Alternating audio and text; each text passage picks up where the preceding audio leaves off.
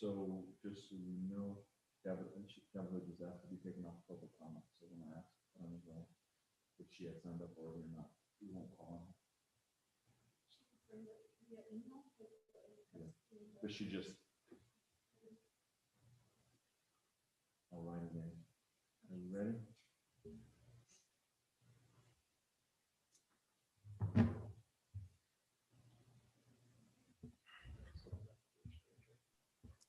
Good evening, everybody. It is now 6 o'clock today, the second day of December of 2020. I hereby call this Public Safety Committee meeting to order. If we can have roll call, please, and the determination of a quorum. Councillor Peggy Sue Martinez, Honored to be here. Councillor Manuel J. Martinez, Present. Councillor John Ritchie, Present. Committee Chair Councillor Justin Salazar Torres. Present.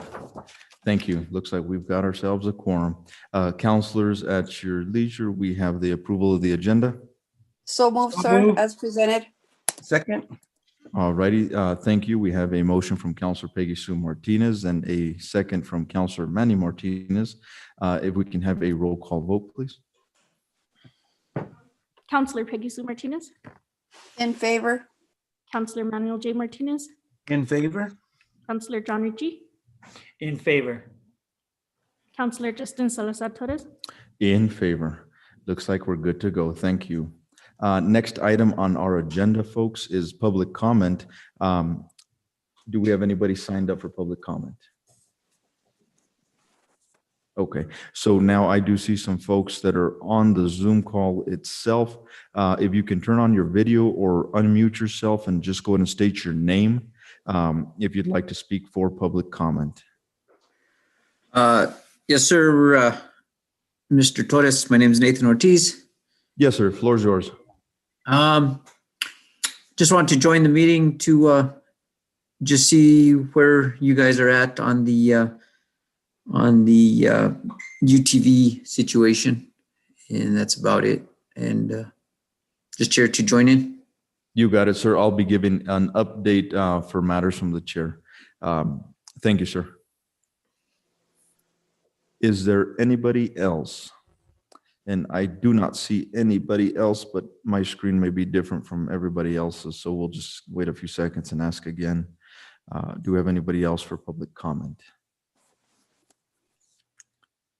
All righty, I think we don't. So we will move on to the next item, which is letter D, the approval of Public Safety Committee meeting minutes.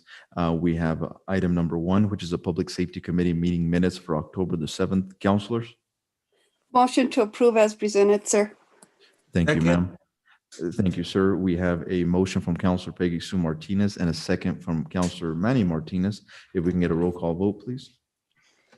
Councillor Peggy Sue Martinez, In favor. Councillor Manuel J. Martinez, In favor. Councillor John Ritchie, In favor. Committee Chair Justin Salazar Torres. In favor.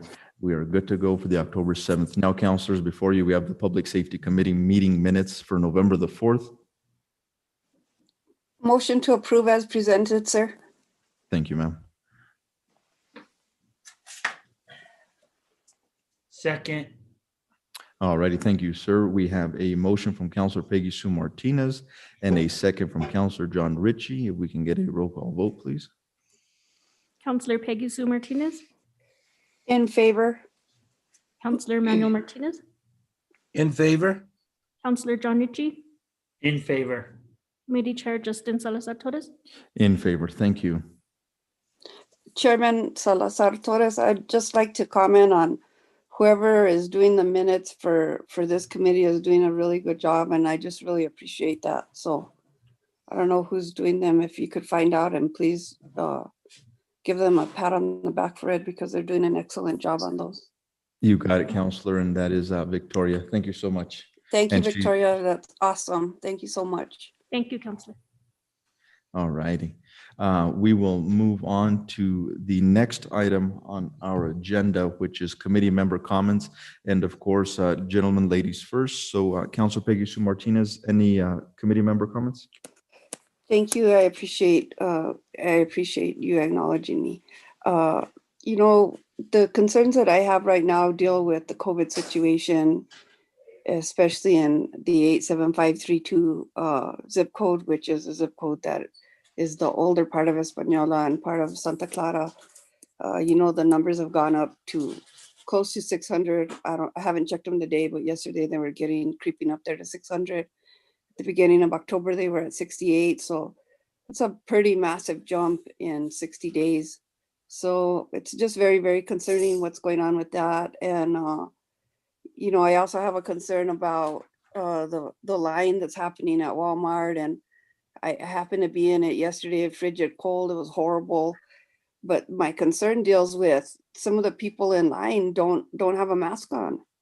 And they don't seem to have any regard for anybody else's safety. And that's very concerning to me that we are almost a year into this and we still have people that don't want to abide by what's best for all. And I just think it's very important that we have some public safety out there patrolling that line, especially now that it's in front of the store instead of on the side of the store. And the other concern that I have deals with if Walmart is closing, if anybody knows or what the numbers are on that. My understanding from the grapevine is that they're supposed to be closing tomorrow because they had 10 positives. I'm not sure that's true, but it's concerning for the seniors mostly and those people that really cannot get around too much. So I'm just very concerned for the community and those issues. Thank you, Counselor. And I will yield the floor to our city manager or Chief Padilla or Chief Jimenez if they've got any idea regarding that comment about Walmart. Mr. Chair, this is Javier Martinez. Good evening, Mr. Chair, members of the Committee of the Public Safety.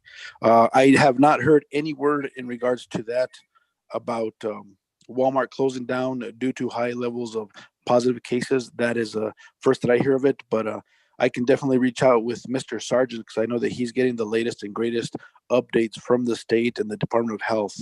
So I can look into that tomorrow unless Chief Padilla has additional information, but as of right now, I do not. Mr. Thank you, Chair. Sam Martinez. Go ahead, sir. Excuse me, I'm sorry. Mr. Chair, members of the committee.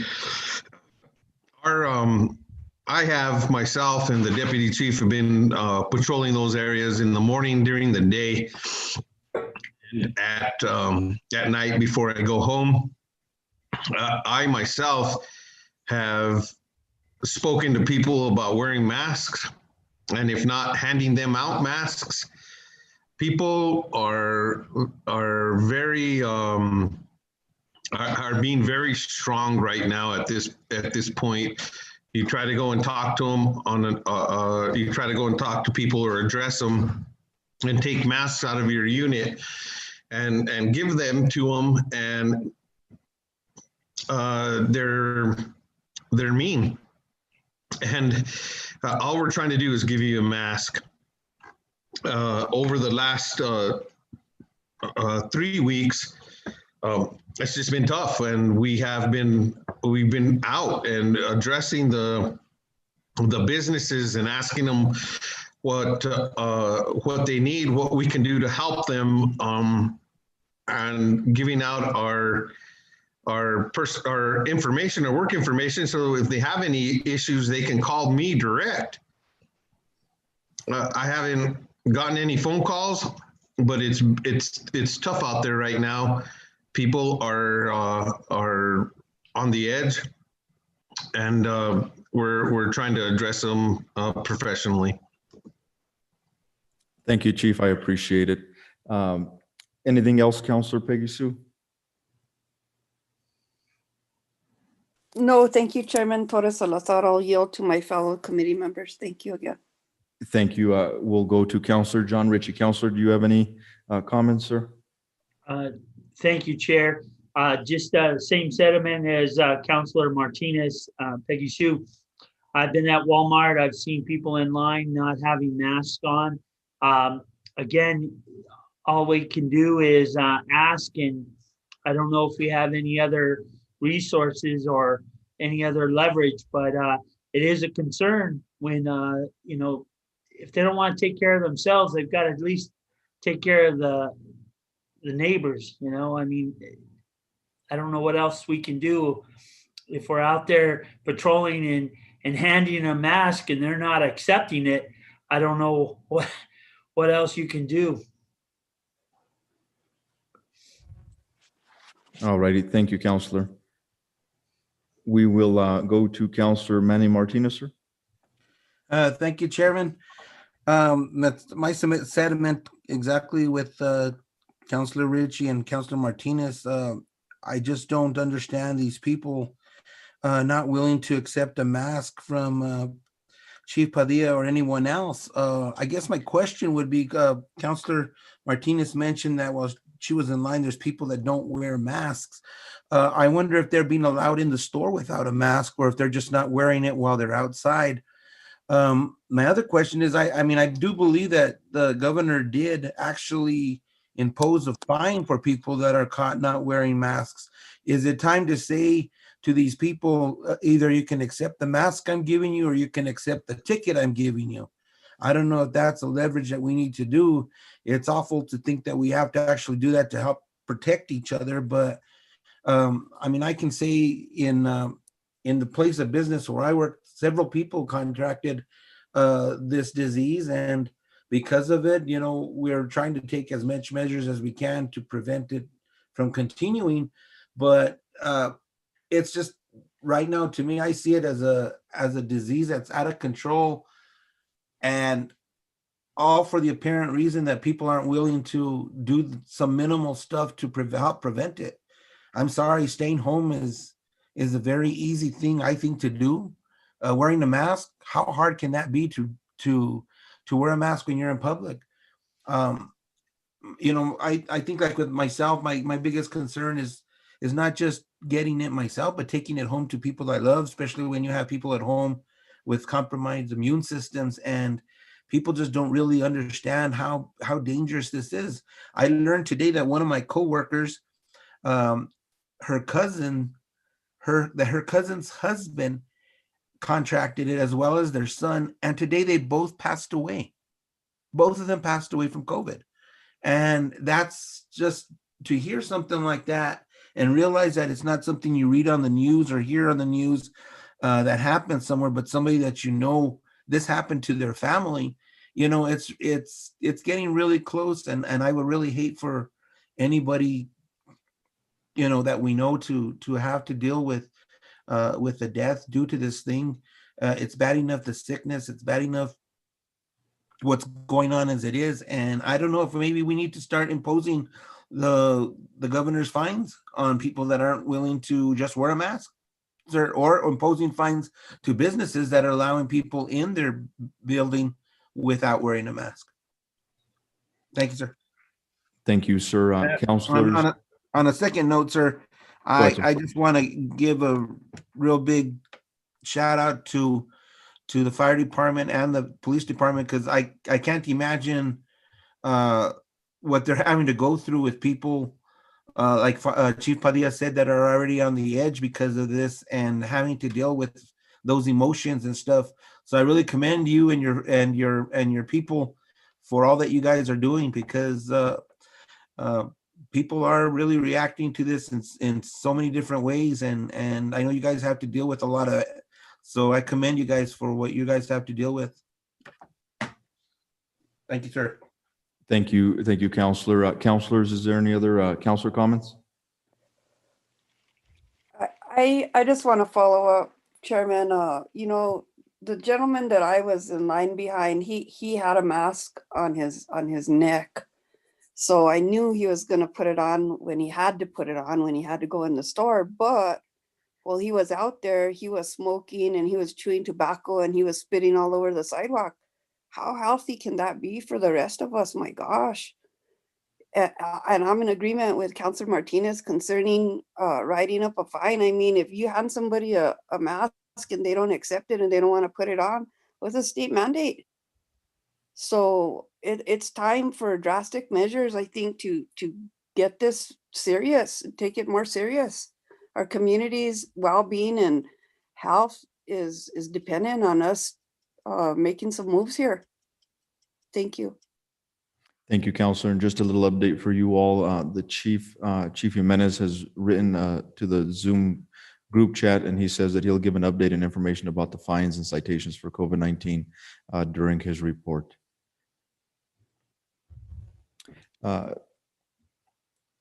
Is there anything else, counselors? Sir, Yes, sir. I would just like also to ask, because due to everything that is going on, I mean, I know our public safety is already extended as much as it can be, but I think if they could just do more drive-throughs through different neighborhoods, especially now that people are ordering probably more online and receiving more online UPS, FedEx, that they might be more vigilant in different communities and hopefully prevent people from stealing packages that might be being delivered to different people's homes. Absolutely, Counselor. Thank you. All right, seeing no other mics unmuted or videos, we'll move on to matters from the chair. First of all, I know we're a little bit past, but I want to wish everybody joining the Zoom meeting a happy Thanksgiving. I appreciate you all, and I've written something down that I'm thankful for, and I'm thankful for the counselors that I have on this committee, because since we've all been together on this committee, we have not had to cancel, I believe, which is great. I appreciate your commitment and efforts towards public safety. So again, you're greatly appreciated.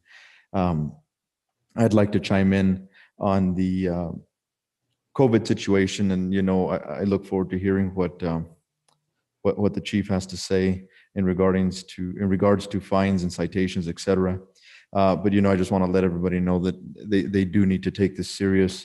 I'm very my employer has sent employees for random COVID tests, and I've had 7 of them thus far, and they're not fun. Thanks be to God that they've all come back negative, but people do need to take this very seriously, especially for those of us that may have individuals at home that are prone to getting sick just a little bit easier. The next thing that I have is a text actually from former city manager Mark Trujillo. And counselors, if you'll just indulge me just for a second, it states, and let me just skim through. So in the beginning of his message, he's thanking us for all our time and our efforts in assisting them with the speeding issues in Valley Estates. He said he wasn't sure if he was going to make it tonight, and I don't see that he's joined in. But we will go on to the rest of the message.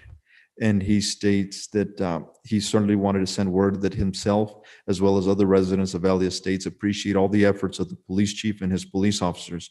They have seen officers patrolling Valley Estates and have noticed a decline in speeding as well as traffic. They appreciate all the efforts and hope they continue to patrol. And they just say, thank you very much. So that is from former city manager Mark Trujillo. That is all the side notes that actually, I'm sorry, I do have an item listed, the discussion of the off-highway vehicles, the OHV on city roads. Next to the matters from the chair, a lot of folks are waiting for an update. I know Mr. Ortiz is waiting for an update. Truth is, I do not have an update. I know we said we were going to wait till after the elections, and we are. I believe everybody is very well aware that individuals that were elected in this past election have not taken their oath of office. They have not officially taken their duties. So we do have senator-elects, we do have representative-elects, we have commissioner-elects. However, they are not in their capacities as of yet. I do encourage individuals to give them a call to join the efforts. As a city, I know we can't tackle this alone, because if we do, I don't think we're going to get anywhere on this matter. So I just wanted to let folks know that once these individuals do take their official capacity, then we will pursue it. Mr. Ortiz, I see your hand up. Go ahead, sir. Yes, sir, Mr. Chair. My concern is we're waiting for all these new elected officials. It needs to start within our city. That's why all of us as constituents went out and voted for everybody that's sitting on this council right now. So just as a citizen, I think it needs to start here with public safety, with our council, due to all the COVID stuff and everything that's going on. I don't think legislature or anything, this is going to be so far to the bottom of their list to even look at. It's not even going to matter to go there. So I think it needs to be addressed by our city council, by our public safety. Also, has this paperwork for the DOT been started yet? Has that gotten, has anybody even received it and started to look at it, started to fill out the paperwork? No, sir. And the only reason for that, again, is the city, the municipality within itself and the jurisdiction that it has. We basically have no jurisdiction because we are a main vein through many state-owned roads and county roads. So therefore, that is why I am deciding to get the county on board. I know you mentioned legislature and so forth, but just to get the county on board itself, because as you know, County Commissioner Leo Jaramillo was elected senator-elect. So therefore, his replacement, we don't know who that will be. So we're waiting for that position to be filled, as well as Commissioner-elect that got elected. So we're waiting for these positions to be filled and in their capacity so we can get the county on board. As long as these two entities are on board, I think we'll have a chance at pursuing this. Other than that, sir, we've been presented from the Department of Game and Fish with individuals that the chief has brought forward. Our hands are tied without any other entities involved. So that's what we are pursuing. Otherwise, sir, we are not going to get anywhere. Okay. Could I say something, Sure, Chairman? Councilor Martinez. Sartora? One of the things I think that's important is that we follow through with this on the side of Department of Transportation asking for the exemption. It's highly unlikely that we'd get an exemption because of the way that Espanola is set up with the state roads. But I have no issue with going forward with the way that it was originally presented, only allowing on city streets. At least that's a beginning, and it's something for this group, which would mean at least Coronado and different areas like that would be accessible for them. So I have no issue with moving forward on this situation, even if it's just inching at it so that we can at least try and do something for them. This is a very big group, and this is probably, besides public safety, this is probably the second or third issue that I get calls on is this situation. So I am definitely interested in trying to do something about it. Absolutely. Thank you, ma'am. Councilor Manny Martinez. Thank you, Chair. I agree with Mr. Ortiz with what he's stating, as far as I think this is not going to be one of the important issues that our legislature is going to be looking at for a while, especially with everything that's going on budget-wise and COVID-wise and everything else that's going on. But I do believe we need to move on it at some capacity. I know that city streets may not be the biggest thing, but at least it is a start. But I think when we do bring in Rio Arriba County into this, I think we also have to look at Santa Fe County as well, because we do have a portion of the city that is in Santa Fe County. So if we can bring both counties in line, that might be a good start on that answer with work on the county side, and then perhaps we can go as the three and be able to get that from the state, sir. So I would like to see if we could move this forward in some capacity, but with the understanding that that they do realize that should a state police pull them over, should a county, at this point in time on a county or state road, that there is a chance that they would be cited, sir. Yes, sir. Chair. And I'm going to go in and chime in there. That was one of the things, right? And I believe it was Councilor Peggy Sue or Councilor Richie or Councilor Manny. I think all of us brought up this concern, is we don't want to mislead anybody, right? And say that, that we make Espanola a sanctuary city per se, that our city cops are going to be a little bit more lenient, or whether the sheriffs are going to be, because then you do have everybody at the state level, whether it be state police that come in and can give citations. So that was one thing that we didn't want to cloud the waters or mislead anybody, because then the liability then therefore would fall on whom. And that was one of the big questions. Mr. Ortiz, I see your hand up again, sir.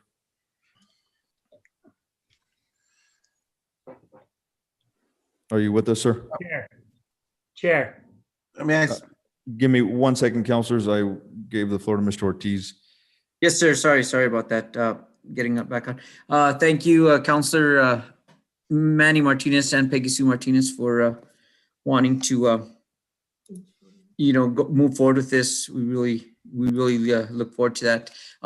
And I agree with Counselor Peggy Sue that to move forward with this is a great idea. And, it takes someone from the council to fill out the application and to create the ordinance to get it passed. So that sounds awesome. I have also reached out to Santa Fe Councilor Henry Roybal, and he's on board. He's working with his council to see whatever he can do to help us out in this section of his county and throughout the whole county of Santa Fe. So they're going to be looking into this to try to see what they can do and get moving forward just as soon as possible. Thank you, Mr. Ortiz. So I'm going to chime in then, and what I'm going to ask then is Chief Jimenez or City Manager Martinez, if you all have access to this app from the Department of Transportation, if you can send it to me, and I'll be the one to go ahead and fill it out and start this process. Send it to me, and we'll just see where the ball lands. Gentlemen, if you have any questions regarding that, go ahead and chime in if you'd like. Chief Jimenez, I see your mic unmuted. Yes, sir. Mr. Chair, members of the committee, I just wanted to say, the application from DOT, I can definitely get it for one of the counselors. And, I agree. It could only, it's my understanding that only counselors can pass an ordinance. So I was just going to say that, Mr. Chair, is having somebody, from the council fill out the application and move forward with the process and, go forward with the ordinance and try to get it passed through the council. Sure. Go ahead and send it to me. And if you can, first thing tomorrow, that'd be great. And we will keep this item under matters from the chair from on our next Public Safety Committee meeting agenda. That way we know that nothing falls through the crack. Councilor Ritchie, I know you were going to speak. Go ahead, sir. Thank you, Chair. I just chiming in. We go ahead and get it passed within the city, what's legal within the city. And if any of our constituents have issues with the states, then we will address those issues and try to encompass the, get the approval. But like right now, if we get them approved within the city, we're halfway there. And so I agree. We let's just take care of what we can approve. Perfect. Thank you, sir. And Councilor Manny Martinez. Thank you, sir. Now that we've talked about, of course, with Rio Arriba County, Santa Fe County, is this also something we need to bring in Okewingi and Santa Clara Pueblo as far as on this as well? Because I do know that they also patrol certain areas of the city as well, sir. So I don't know what your thought is on that.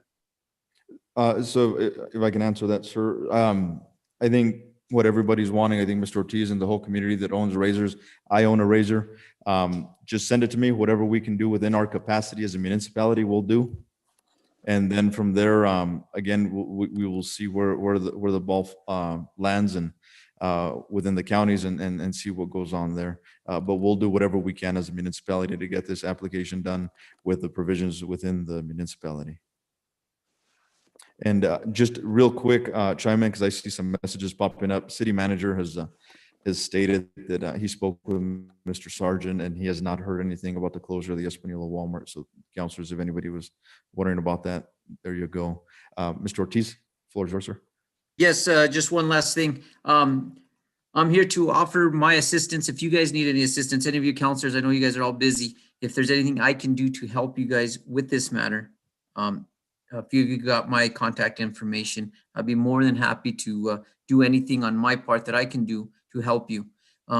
Speaking for, the razor community that's out there, I really appreciate, and I'll pass this on to all my fellow writers, that the the Public Safety Board, Chief Jimenez, you guys are all willing to see what you can get done for us. We really appreciate that. Thank you, guys. We also appreciate Mr. Ortiz for staying the course and continue asking for what the community needs. It's our job to service our constituents and to do and shape this community around what is best for the constituents and what they want. So it's very important that you continue to keep this issue at the helm so that we can continue to work and chip at it. Thank you, Mr. Ortiz. Thank you. And Victoria, again, we'll just keep this on under matters from the chair and keep it going. And Chief Jimenez, again, please, if possible, send me that application mañana in the morning so we can just get a jump start on this. And Mr. Ortiz, I appreciate your extended hand for help on this process. And we will discuss this next month and see where we're at. Thank you. Thank you, committee, Chief. Thank you guys very much. All righty. I'm sorry. Okay. Councilor Peggy Sue, do you have your hand raised? I had it raised, but I interrupted. I'm sorry. Okay, sorry about that. And Chief Jimenez, did you have your hand raised? No, sir. I'm sorry. I put that a while back, but you had already called on me, so thank you. Sorry about that. No problem. All righty. The next item on our agenda, and councilors, any other discussion regarding the matter that was at hand? Sorry about that. All righty. We will move on to item number G, which is the action discussion recommendation items to full council. We have the Valley Estates traffic discussion, and with us, Mr. Chief Jimenez. The floor is yours, sir. Thank you, Mr. Chair, members of the committee. So I've sent numerous emails, so I apologize for bombarding you, but I just wanted to keep you all apprised and updated on the request for quotes and to try to get some sort of assistance to help with traffic enforcement in the Valley Estates. I also spoke to Mr. and Mrs. Quintana, who live in Valley Estates, and they kind of echoed the sentiment that Mr. Trujillo did, that they're happy of the enforcement that we've been providing. But going back to the quotes, I think you saw the email that I sent you, the latest one, which was the monthly quote for the deployable 250 from one of the businesses, which is going to be approximately $5,500 a month. So which would come out to the way they do it is $40 per citation. And in order for us to get our money's worth or money back and pay for itself, we would have to issue about 148 citations approximately a month in order for us to pay for that system or have that system pay for itself. That's the full service. They will deploy it. They will move it around for us. They will do the collections. They will do everything that we need to do. All we'll need to do is sign the citations and show up in court. So that's what I have. And I've reached out to another a business that actually offers the same service, and I have yet to get a response back. So I'm open for any questions. All right, councilors, Councilor Manny Martinez, any discussion regarding this? Not at this moment. Maybe that's a little bit more after we discuss it. Thank you, though. Thank you, sir. Councilor Ritchie? Just a question, 140 citations, what are we averaging on our own right now? Well, that's hard to determine, sir, right now, because mind you, this could only be deployed in city-owned streets. So we cannot deploy this in a state highway. And so, you know, that's the state law right now. So I can try to get you a breakdown as close as possible for that. But right now I don't know. And I venture to say that most of our citations probably come From- on state highways. State highways, yeah. All right. I was just gonna say, that's a high number, isn't it? On the average of 140? Yes, sir. Or- It is. Okay, thank you. Thank Yes, you sir. for your efforts in following through on this. I truly appreciate it. Absolutely, sir. Counselor Peggy Sue Martinez, any discussion regarding this? Utter disappointment on the cost of this situation. I agree. I just, I read the number and I was just really disappointed. The situation is 148 citations, but the kicker in it all is that 148 citations of that money goes directly out of our community. So there's where the issue is for me, that's a lot of money out of this community that will never see $5,000 a month. And take money like that out of the business community, I don't know what the balance is. I'm trying to strike the balance in my mind, and it's hard to figure out if that's the direction that we should go. So I think for now, just having the patrols, and it seems like the neighborhood is very happy with what Chief Jimenez has done in adjusting patrols over there. So I think just for now, keeping up with that and making sure that there's follow through on that, Chief, and not only for Valley Estates, but for all the neighborhoods in our community. I think it's good to just have that presence, and that in itself makes people slow down and follow the speed limits and the other laws of our community. Thank you, Counselor. The other item that comes to mind is we were looking at the other, I want to say deplorable items that do monitor speed and so forth. Counselors, would you entertain that idea as well, or are we just wanting to stick to more patrols until we have more issues? The cost of this, of the your speed sign was it $7,000, Chief? There's several, ma'am, Mr. Chair, Counselor Peggy Sue Martinez, there's several. There's one here, I think for $4,800. The one that I for- was interested in is the one that's movable so that we can utilize it in different areas of the community.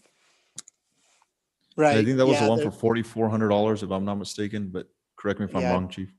I believe so. But yeah, I sent those to you as well, ma'am. And, Mhm.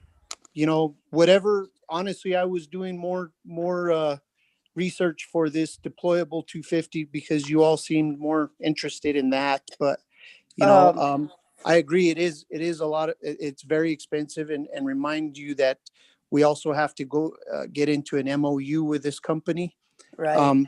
But it also is, I think if you're serious about issuing citations and something that you want there on a consistent basis, this is the way to go.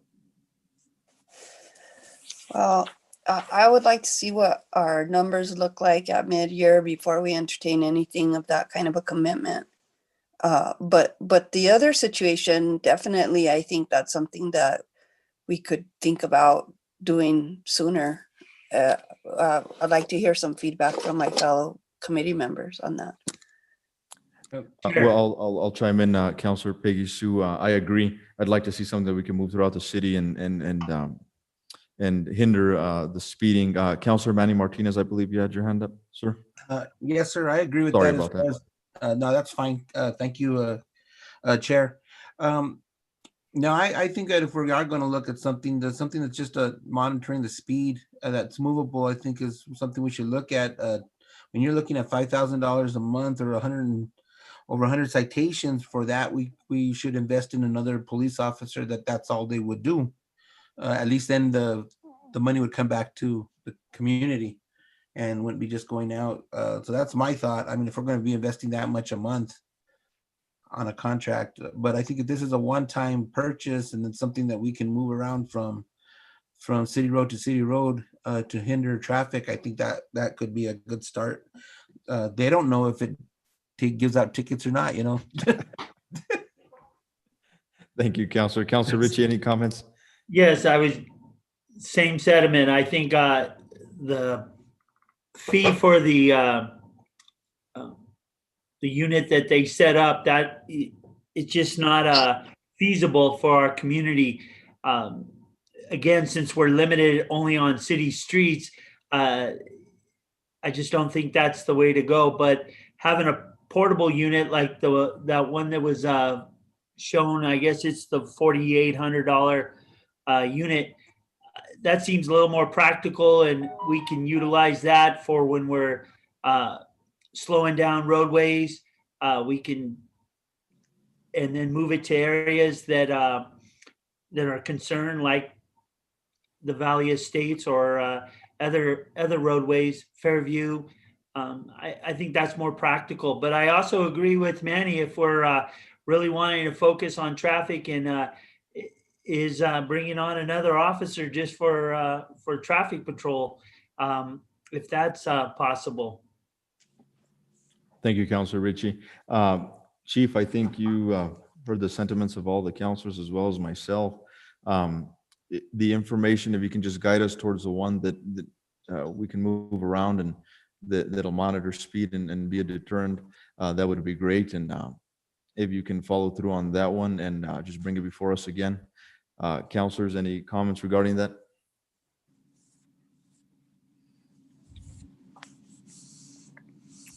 All righty. You got it, sir. Will do. Thank you, Chief. I appreciate it. The next thing on here, and if you give me 1 second, Victoria was writing something to me. Did they want me to read the chat? Okay. A chat just popped up, and the chat was from, give me 1 second, Mr. Ortiz, and it states, Mr. Jimenez, I would like to let you know I have a family member that lives in Valley Estates, and he lives within the vicinity and has noticed an improvement in the speeding in the area, and he thanks Chief as well as the rest of EPD. Thank you, everybody. Thank you, Mr. Ortiz. The next item that we will move on to is the consideration of purchase and outfitting a police vehicle using capital outlay and using the 124 funding. Chief, floor is yours, sir. Thank you, Mr. Chair, members of the committee. Again, thank you, Mr. Ortiz, for that message as well. So before you, we have the request and the bid and quote to purchase another Dodge Patrol vehicle. As you all know, we got the hiring grant, the cops hiring grant, which gives us 3 more officers. So we're going to need more vehicles. You all approve the capital outlay spending, and this is the yearly 124 budget for the vehicle line item that we're going to try to purchase this vehicle as well. And the remainder will be used to upfit the other vehicles that we have for the capital outlay. I stand for any questions. Thank you, Chief. Counselors? I just have one question, Mr. Torres. The floor is yours, ma'am. Thank you. Chief, were there comparison bids at all? This was state contract pricing, ma'am. There's numerous state contractors available for vehicles. So you guys didn't get another bid at all? For the Dodge truck, ma'am? Yeah, there's Fords and other state contracts available, not just Dodge. Right, and we're trying to keep with the Dodges. I don't know if you recall last year, we're trying to keep the same type of fleet, in our fleet. So we're going with the Dodges. The Fords have been a little more expensive than the Dodges, and especially in the pickup trucks. The Dodges, when we found the pricings, were a lot cheaper than the Fords or the Chevys. So that's why we were doing the Dodges as of last year and to date. And the only other comment I'll have is I think it's a lot better when we shop local, when we give opportunity to somebody here in town. The money stays here and it goes around many times. We all know that. So that's the only issue that I have with this. Thank you. Chair, Counselor Ritchie. just to clarify for our local dealers, in fact, all we have is really one dealer, the Dodge store. They're not set up for commercial or state bidding because they don't have, if you're contract out to for that kind of to provide to cities or large commercials, you have to have certain equipment to be able to service those vehicles, and our local dealers aren't set up for that, and they're not set up for their pricing, so they don't go after that business. And so we've had this discussion many times. Right now, the only market is Albuquerque, and granted, there are, like Councilor Martinez asked about the other manufacturers, Chevy or Ford. But again, if we're staying with one manufacturer, it makes it cheaper for maintenance because then we don't have to stock up different parts. We can stock less items because they'll all be the same for the units that are out there. So that just to clarify that.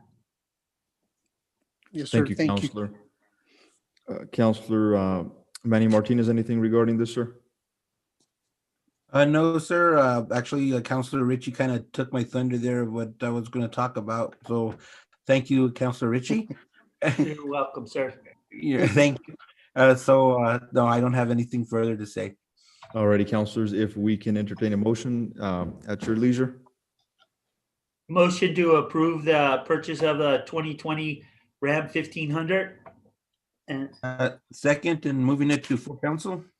I will ask Councilor John Ritchie and Councilor Manny to restate the motion. You're making a motion to approve. I would make the motion to move it to full council for approval. sorry. Correct, Yes, I was thank going to you. jump on that. Counselor Ritchie? State- I'll retract my motion and restate that to move the purchase of the truck to full council's approval for next council meeting. And I would- Counselor Manny Martinez stated that in his second. Yeah. All righty, so we have a motion from Counselor John Ritchie as well as a second from Counselor Manny Martinez. If we can get a roll call vote, please. Counselor Peggy Sue Martinez, In favor. Counselor Manuel J. Martinez, In favor? Counselor John Ritchie, In favor. Committee Chair Justin Salazar Torres. In favor. Thank you, Chief, and thank you, counselors. We will move on to our department reports. And first up on the list is we have municipal court, and I believe we have the Honorable Judge Steven Salazar. Honorable Salazar, I will yield the floor to fellow counselors and see if they have any questions or comments regarding the stats for municipal court. And then following that, the floor is yours, sir. Counselors?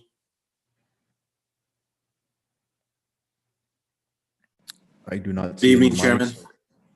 Good evening. I do not see any mics or videos going on. So Judge, the floor is yours, sir.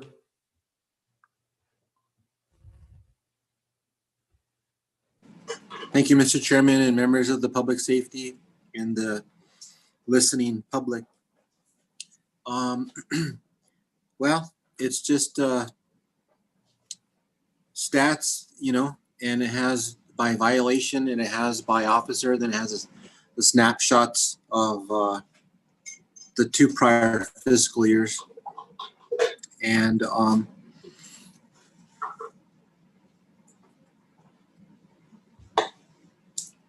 we have had an uptick in DWI arrests, and everything else seems to be business as usual.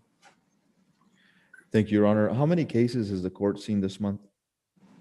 Or actually, November. should I say for the month of November? Sorry about that. I haven't run that. I have not run the November report. Okay, no problem. Just a question. All righty. Councilors, do you have any questions, comments, concerns for the Honorable Judge Stephen Salazar? Counselor Peggy Sue, I see your mic unmuted. Thank you, Chairman Torres Salazar. I just want to say thank you to Judge Steven Salazar for, just keeping the court open and doing what he could do in the situation that he's been in with the COVID and having to adjust the way we do our daily things. So Thank you, Counselor. Counselor Ritchie, anything for the Honorable Stephen Salazar? No, Chair, just again, thanks for keeping the courts open and dealing what we all have to go through. I know it's tough, but again, thank you for all your efforts. Thank you, Counselor Ritchie. Counselor Manny Martinez, anything for the Honorable Stephen Salazar? Thank you, Chair. No, judges, thank you for, again, like the counselors have said, keeping the courts open and doing all we can to make sure that the courts run the way they're supposed to during this terrible time that we're going through. So thank you for all that you're doing. And I guess all we have to do is continue working together and get this stuff. I thank you for the stats that you send, sir. I do appreciate that. Thank you, Counselor. Counselor. And, I meant to mention this before we went into department reports. Forgive me, Counselor Manny Martinez, but just so everybody knows, as well as the departments, that they are doing free COVID testing at Northern New Mexico College. So department heads and so forth, as well as constituents, please pass the word that there is free COVID testing at Northern New Mexico College. Sorry to interrupt, Judge. Anything else, Your Honor? Thank you, Mr. Chairman. It's just been a really big adjustment with the new normal and having court virtually. We're still trying to do curbside for the purpose of getting somebody's signature for waivers, getting their signature for a plea and disposition agreement, getting their signatures to agree to pay fines. And it makes court documents complete when people can sign their paperwork. And, normally, people would appear personally and sign documents. And if we email documents, not everybody has a printer to print a document, to sign it, and then to scan it and email it back to the court. These are intricate processes of the court that all courts are having to deal with. And we're adapting every single day. We're doing our best, and we appreciate everybody's patience. We had trials today, and they worked out pretty good. We're still having people come to the court. If they can't print and sign paperwork and send it back to the court, we're doing, curbside, and we're, following all COVID safety precautions. And, we've been very fortunate and lucky to keep COVID out of the court. And I appreciate you guys and your effort, and you guys stay safe, and go Pittsburgh Steelers. Thank you, Your Honor. Counselor Manny Martinez. Thank you. First of all, thank you, Judge, for that last remark. That was probably the best that's come out so far. So thank you. Go Steelers is right. But I do have a question for you, sir. On the lines that now that that court is having to be done by virtual phone, Zoom, are there steps being taken for people that don't have a phone, that aren't able to call in? Is that also a curbside service that you're able to do for these people that may not be able to chime in that way for their hearing or for when they need to see you, sir? It's been a little difficult. We had a person about a week ago. He borrowed. So I finished court with one defendant and then the following defendant borrowed the first defendant's phone, and it worked out okay. Today, we had a person appear 30 minutes late because he had to use his grandma's phone, and so we rescheduled that person. It can be hard, and we're just, once the restrictions are kind of lifted and we kind of the COVID-19 transmission rate goes down, I think we'll start accommodating more people, especially if they don't have phones or access to tablets or access to dial in audioly. Absolutely. When the COVID-19 transmission rates go down, we will definitely open the court and follow COVID-19 safety protocols. Have in-person court with them, definitely.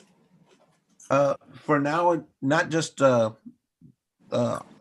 court here in Espanola, but would you say then the courts in general are having to be a little more lenient as far as concerned with those type of considerations that might be happening, as far as people having to borrow phones or trying to find a way to communicate? Is the courts having to be a little more lenient on that as far as if someone can't make a hearing for a particular time, like you just stated, someone was a half an hour late? Well, absolutely, and everything is case by case. I mean, it just has to be case by case because, I mean, some people forget, and it's just really hard to authenticate. Anybody. I mean, if somebody misses court, they could say, "Well, I didn't have a phone that day," or, I mean, it's hard. It's hard, and it's the new normal that we're having to deal with. But case by case situation, definitely, we will be as compassionate as we possibly can. And I do have to agree with you, because there are always going to be people that are going to try and take advantage of the situation and use it as an excuse, and that does make it difficult to weed out who's actually doing that and who's sincere. So I know you got a tough job there, Judge. Thank you for what you're doing, sir. Thank you, Counselor. Thank you, Chairman. You guys have a good evening. You got it, Your Honor. Thank you so much. Appreciate you. Have a good evening.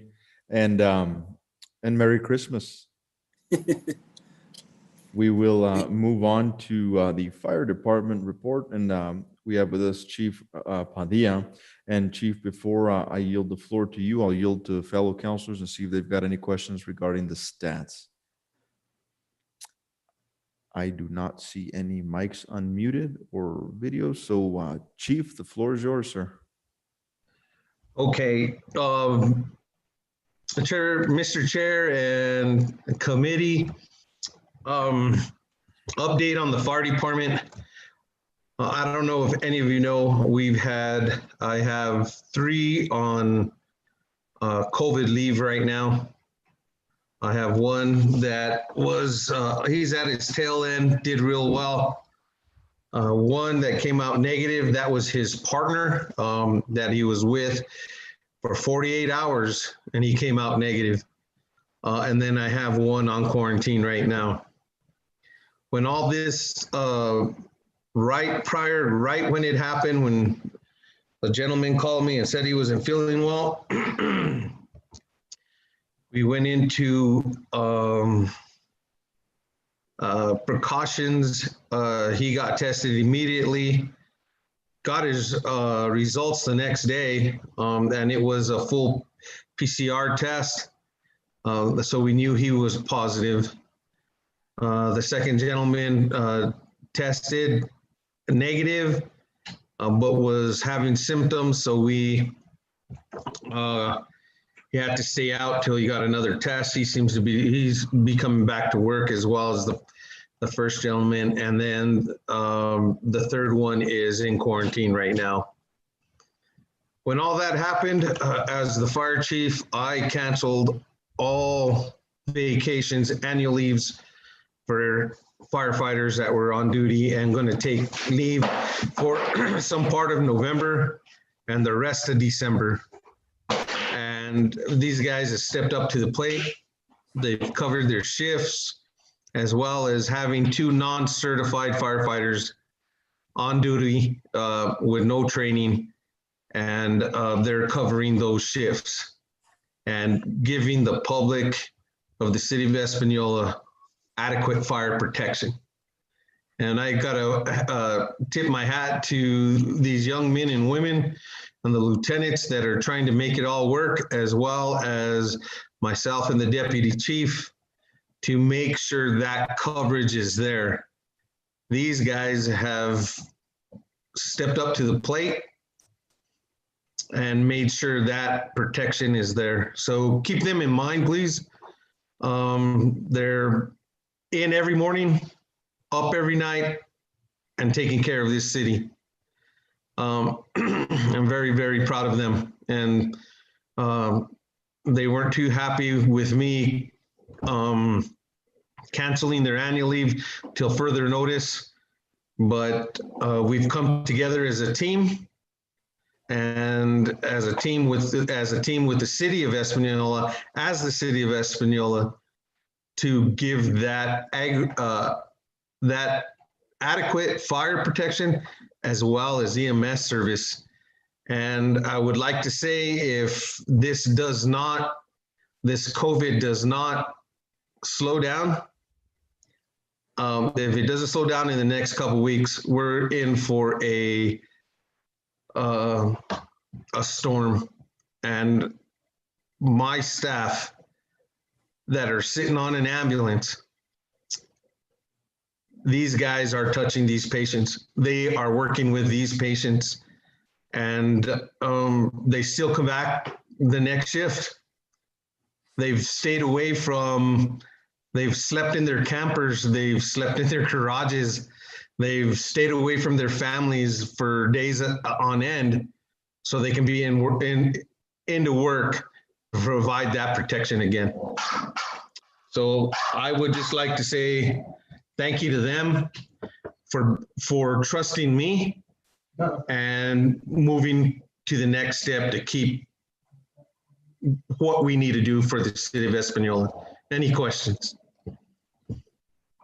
Thank you, Chief. Councilors, any comments, questions, concerns for Chief Padilla? Chair, Councilor Ritchie. I just want to thank the chief for all his effort and his team. For the fire department and our police have always put our city first, and we've always the departments have always done what they needed to do. And again, we want to thank you guys, thank your department, your staff for us. We appreciate all the work, and especially during this time is just difficult, and we commend them. And again, thank you. And Chief Padilla, if you can keep us apprised regarding the following events and so forth that is happening with your staff and so forth, just keep us in the loop. And of course, public safety, I think I speak for this whole committee. We are at your disposal, sir. Thank you, Mr. Chair, and members of the committee. They are all doing well, and it looks like they're all be back next week. So they're ready to come back to work. They're don't like staying in their house and being quarantined at this point. So you know what? I just made the decisions. They're doing the work, and I just want to let the city of Espanola know that they have adequate fire and EMS service from us. And that hasn't stopped. We haven't skipped a beat. Thank you, guys. Thank you, Chief. Councilor Manny Martinez, I see your mic unmuted, sir. Thank you, sir. Thank you, Chief, and please convey to all the guys how much we appreciate everything that you guys are doing. Same with Chief Jimenez and the police officers. I mean, like you said, they're on the front lines, and I think as a council and as a community, we have to really continue our prayers for you guys to stay healthy, because we need you, and this community needs you. So just tell them thank you for us, sir. Thank you. Mr. Chair, members of the committee, I sure will. And yes, I'd like to extend a kudos to the police department and Chief Jimenez and his group, because we work really, really well together. And they are a professional police officers, and it's a pleasure to work with all of them and my staff. Thank you, Chief. Appreciate it. Anything else, sir, that you'd like to report or speak on? No, we're good, Mr. Chair. Alrighty, and again, sir, we are at your disposal. Thank you. We will move on to the police department. And before I yield the floor to Chief Jimenez, I will yield the floor to fellow counselors and members of this committee to see if they have any questions, comments, concerns regarding the police department's stats. Counselor Ritchie, any questions, comments, or concerns, sir? Not regarding the stats. There's the same sentiment that we know it's tough out there, especially the frontline staff.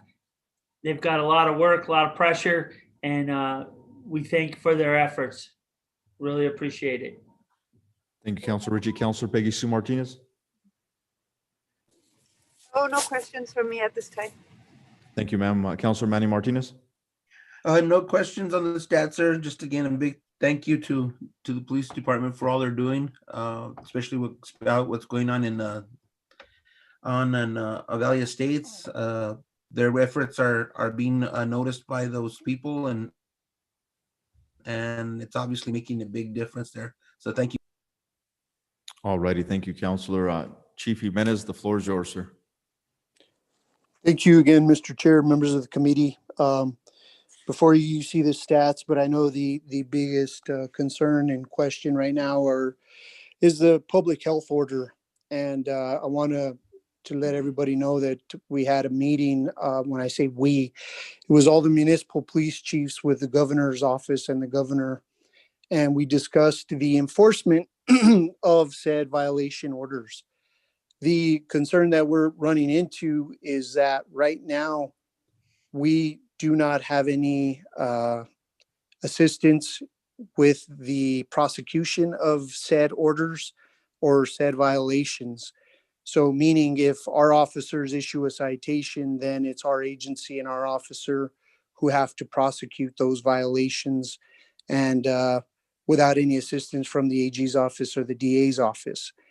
We're willing to do that. However, we're still kind of unsure and unclear exactly how far the enforcement action they would like for us to extend. Meaning, if I pull somebody over for a traffic violation and they refuse to give us their identification, we can then arrest them and charge them with concealing identity. We did not get a clear answer from the governor's office exactly how far they want us to go, and if we are being asked to take these people into custody for a civil mask order. So those are the things that we're waiting on. However, I will ask, any counselors or anybody out there, if you do see mask violations or people that are not complying, New Mexico State Police has a public health officer in every district. And you can contact New Mexico State Police, or you can contact the police department, and we'll be more than happy to go out there and try to do some education. Hopefully is what we're trying to do statewide for the mask orders. One of the things, obviously, you all know is we just have all of our staff come back from the COVID exposures. And one thing that we don't want is our officers having to become exposed again for or having to get into a scuffle, excessive force, or use of force, or any of those issues on these mask orders, and then get them exposed for possible COVID-19 issues. So those are the concerns that we're trying to deal with right now. But hopefully I've answered your questions. If you all need us, please call us. But we all we ask is if we do show up, that we have somebody make contact with us and inform us of who's violating. Usually when we show up, people will put on their masks, at least for the time being, and then take them off when we leave is normally our experience with that. So I'm open to any questions. Thank you, Chief. Counselors, any questions regarding that or comments? Counselor Ritchie, I see your mic unmuted, sir. No, I'm sorry, I didn't close it. Okay, great. I just want to make sure I Thank wasn't you. missing anybody. Right, it doesn't look like anybody has any comments regarding that. Chief, anything else, sir? That is it, sir. We will have some department updates for the next council meeting, but please feel free to contact me if you have any questions, sir, or any of you, and I'll definitely reach out to you about that DOT application tomorrow, sir. Sounds good. Thank you. I appreciate it. Have a good evening. You as well, and Merry Christmas. And Chief Padilla, I'm sorry, I failed to say Merry Christmas to you too. You as well, sir. We will move on to Project Race, and I believe we have Justine with us. Ms. Valencia, the floor is you. Well, actually, let me ask fellow counselors, they have any questions regarding the stats for Project Race. Counselors, anything regarding the stats? I see none. So Ms. Valencia, the floor is yours. Good evening, Chair, members of the committee. Three things, just quick updates that I don't think are mentioned on my material. So we did have exposure or possible contact in Project Race with 2 of the staff members. They did self-quarantine for the 14 days, and they are back as of this week. Their tests were negative. Thank goodness, none of them were positive. So good there. They're back at work. They're doing their daily duties, back at that. Second thing is, I don't know if you remember last public safety meeting, but I had mentioned about the Kukuli grant that we were applying for, or that we had applied for, which was submitted on November 2nd. And the Kukuli grant it's combating opioid overdose through community level intervention grant. And we had submitted for 170,000. And that was to provide more positions to Project Race, get some supplies, training, stuff like that. But unfortunately, you know, we did get notified this week as of yesterday, December 1st. It's through the University of Baltimore, so that's who contacted us about the grant. And unfortunately, we didn't get the grant. So just a quick update on that. They did give us positive feedback with the grant proposal, and we did score a really good score. Other than that, we're going to keep on continuing to apply next year and further years in the future, just so that we could tackle that grant and hopefully get it later on down the road. The third thing is, recently we just did our food drive. We had been collecting food donations since, I believe, September, August is when we were collecting our food donations. What I landed up doing was I landed up contacting Ana Gutierrez through the Esmeralda Public Schools. She is the liaison for the HOPE organization or initiative, and also for CYFD. So what she did was she reached out to families that were in need of food boxes now for Thanksgiving, and we were able to provide about 20 to 25 boxes of food for those families, and we gave them all away right up to that Wednesday right before Thanksgiving. And other than that, we're good on everything, business as usual, still in the schools. And yeah, so that's about it. Any questions? Thank you, Ms. Valencia. We will, let's see, counselors, any questions, comments?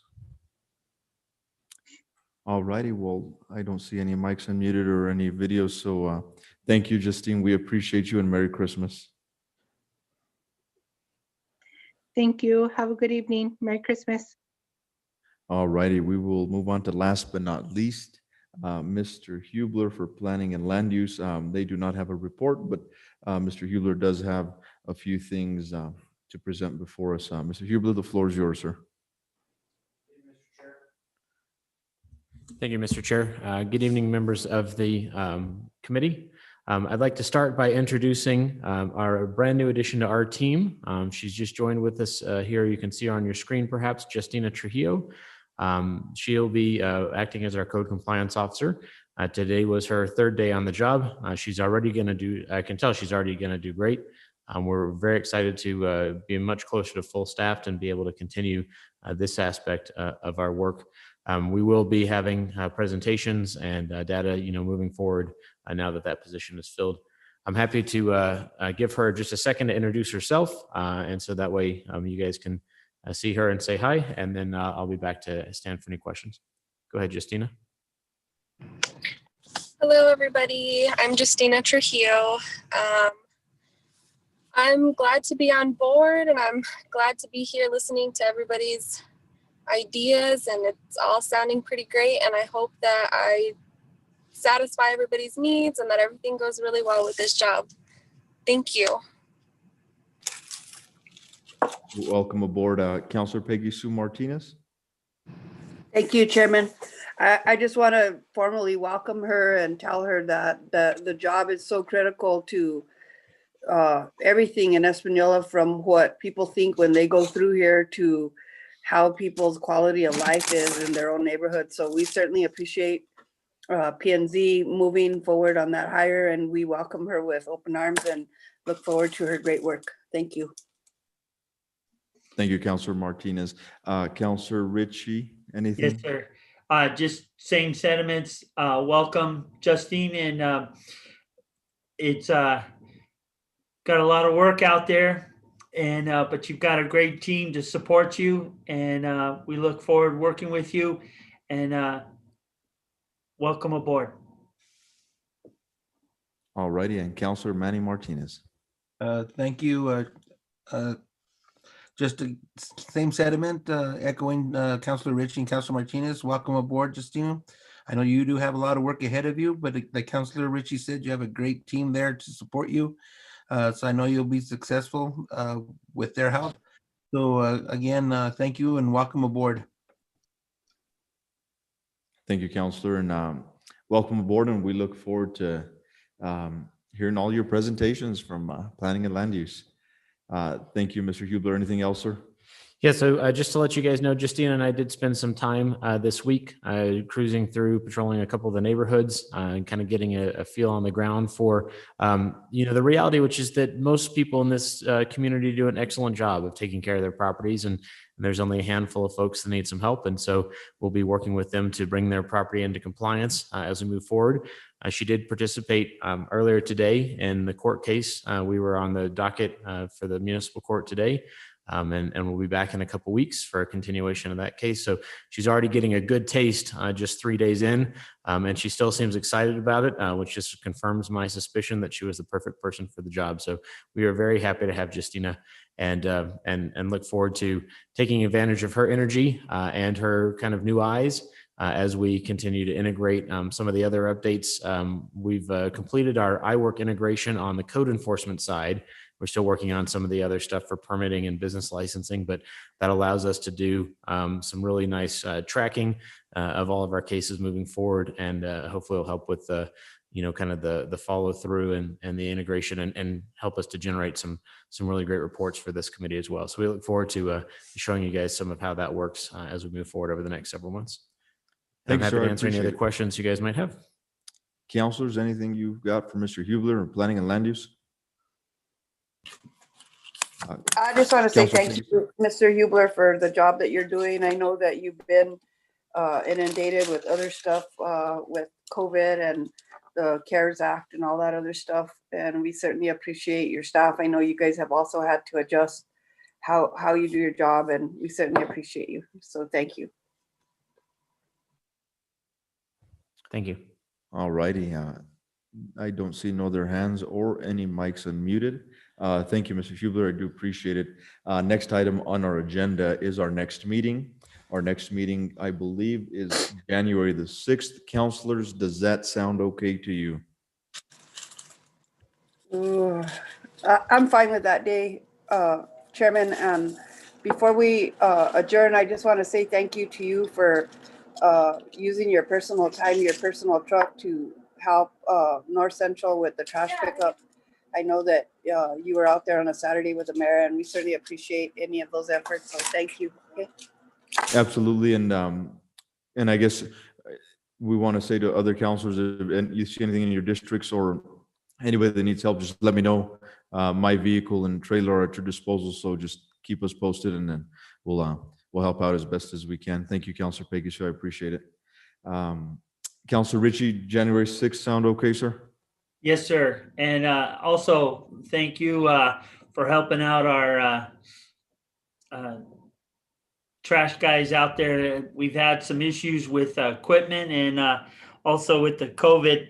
Our staff last week really hit us hard. So we're playing catch up. Looks like we're kind of on schedule this week. There's some outline areas that we're not getting to, but within the city, I think we're going to be on schedule. So, but again, thank you for going out there and on your own time and your own equipment and taking care of our community. Most appreciate it. You got it. Thank you, Councilor Ritchie. Councilor Manuel Martinez, January 6th, 2021. I wrote 2020 right here. Sound okay to you, sir? Sounds fine to me, sir. And again, thank you, just as the other counselor said, for yours and the mayor's efforts on helping out these people here in the city, sir. Thank you. You got it. And counselors and everybody else that is with us, Merry Christmas. Bless you and your family during this holiday season. We will see you, Lord willing, January 6th. And do I hear a motion for adjournment? So move. Thank you, Counselor. A second. Second. All righty. Everybody say aye. Aye. Adios. Good night. Merry Christmas.